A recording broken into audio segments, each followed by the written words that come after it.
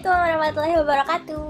Hai, nama saya Safira Nurmaulida dari jurusan Pendidikan Guru Madrasah Ibtidaiyah Fakultas Ilmu Tarbiyah dan Keguruan dari Universitas Islam Negeri Syarif Hidayatullah, Jakarta.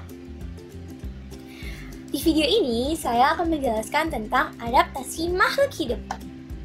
Tapi sebelumnya, kalian tahu nggak metode apa yang saya pakai saat ini? Pembelajaran seperti ini disebut dengan blended learning. Secara singkat, blended learning adalah gabungan antara pembelajaran face-to-face dan berbasis online. Pada saat blended learning, pembelajaran dilakukan oleh pengajar secara face-to-face, namun lebih efisien karena pelajar dapat belajar secara online dimanapun dan kapanpun. Oleh karena itu, pembelajaran blended learning sudah diterapkan di beberapa kursus online. Oke, sekarang baru kita mulai ya pembahasan tentang adaptasi makhluk hidup.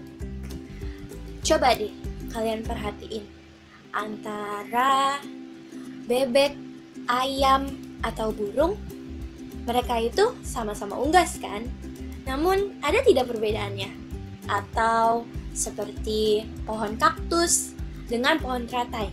Jelas pasti ada bedanya kan? Dari contoh-contoh seperti itu dapat disimpulkan bahwa adaptasi adalah kemampuan makhluk hidup untuk menyesuaikan diri pada lingkungannya. Manfaat dari adaptasi bagi makhluk hidup yaitu yang pertama, makhluk hidup dapat memperoleh air, nutrisi, dan juga makanan jika mereka melakukan adaptasi.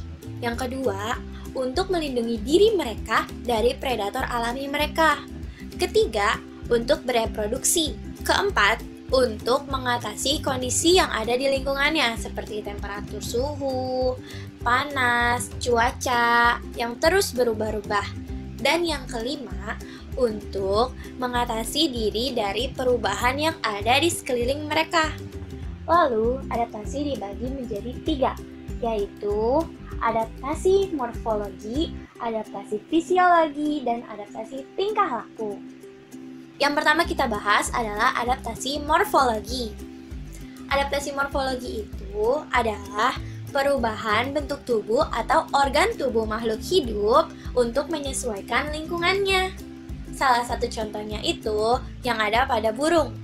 Banyak burung dengan paruh yang berbeda, kaki yang berbeda, atau lebar sayap yang berbeda, atau bahkan kegiatannya yang berbeda, seperti burung hantu dan kelelawar yang melakukan kegiatan lebih banyak di malam hari. Sedangkan seperti burung pipit, burung putut, dan burung lain-lainnya melakukan kegiatan di siang hari.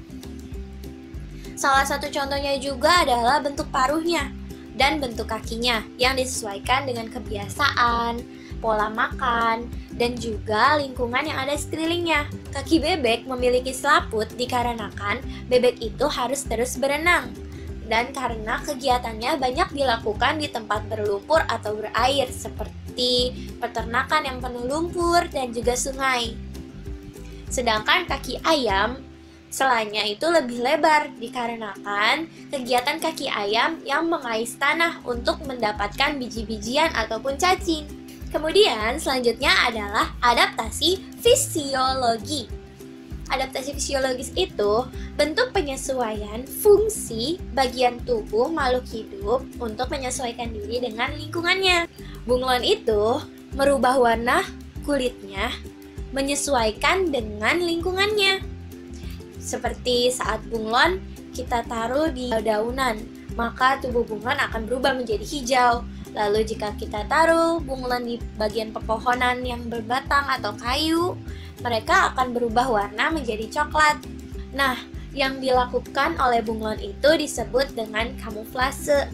Adaptasi fisiologis bukan hanya terjadi pada hewan loh, tapi juga terjadi pada tumbuhan. Contohnya ada pada pohon jati. Mereka akan menggugurkan daunnya untuk mengurangi penguapan karena pada saat musim kemarau akan sangat kering sehingga pohon jati membutuhkan air lebih banyak.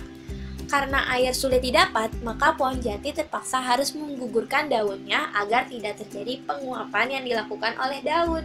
Sekarang kita bahas tentang adaptasi tingkah laku.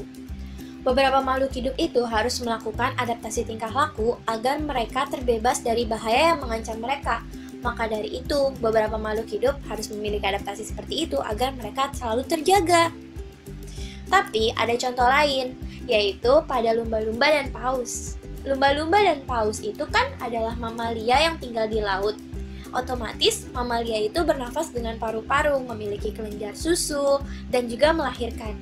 Bagaimana cara mereka bernafas? Paus dan ikan lumba-lumba melakukan pernafasan dengan cara muncul ke permukaan lalu menghembuskan air dari hidung mereka sambil terus menghisap udara yang ada.